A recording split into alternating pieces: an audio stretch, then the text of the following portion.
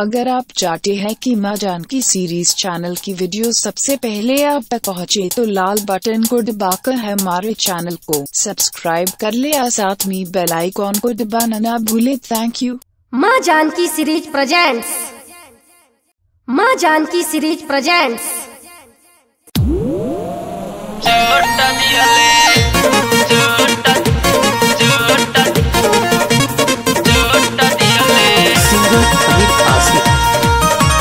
Music by RD.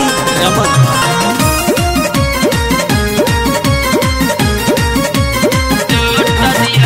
हाले हाले ओइनी गवनवा हर गोइनी हटाई के। हाले हाले ओइनी गवनवा हर गोइनी हटाई के। हर गोइनी हटाई के। भीतरी ले चोट दिहले, भीतरी ले चोट दिहले, मार देले चटाई के। भीतरी ले चोट दिहले, मार देले सहटाई के। भीतरी ले चोट दिहले।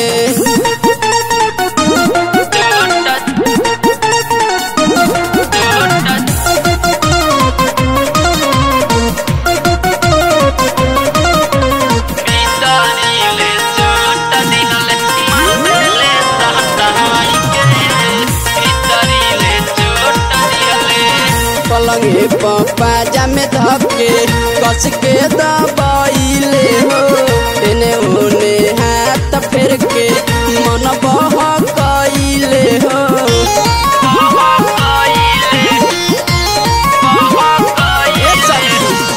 पलंगे पाजा में धके कस के दबाइले हो।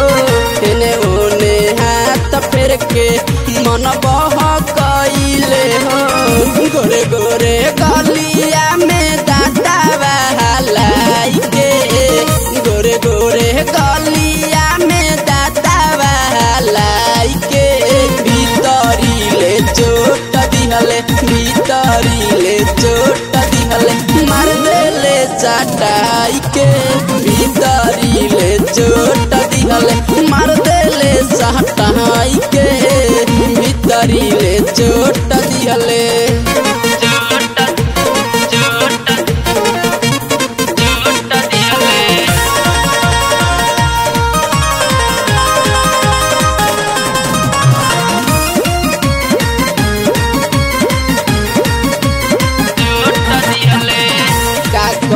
सखी अपना सैया जी के लीला हो।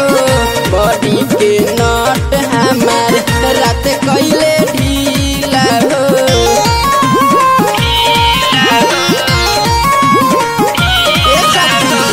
का कहूँ सखी अपना सैया जी के लीला हो। बॉडी के नट हमार रात कैले ढीला हो। ढोड़िया पछुमा लियले सरिया हटाई के। ढोड़िया पछुमा लियले सरिया हटाई के। भीतरी ले चोट दिहले, भीतरी ले चोट दिहले, मार देले सटाई के। भीतरी ले चोट दिहले, मार देले सटाई के। भीतरी ले चोट दिहले।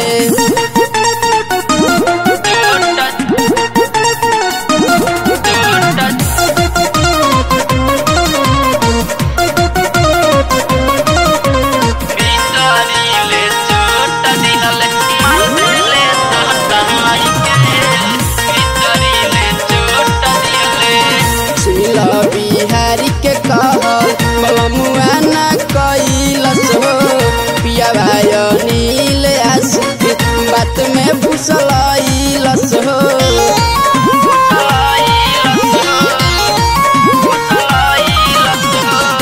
आर.डी. रमन बक्सी के कहल ना कैलस हो।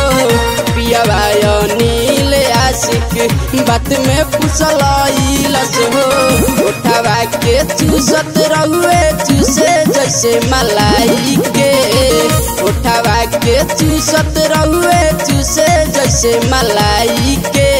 भीतरी ले चोट दिहले, भीतरी ले